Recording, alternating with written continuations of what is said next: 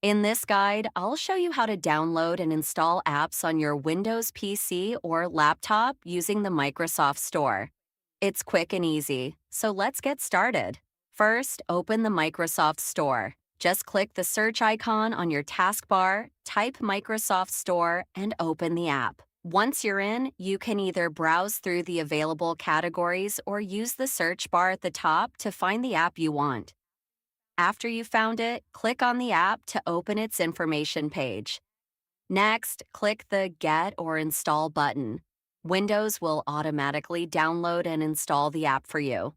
If you're prompted to sign in, simply log in with your Microsoft account.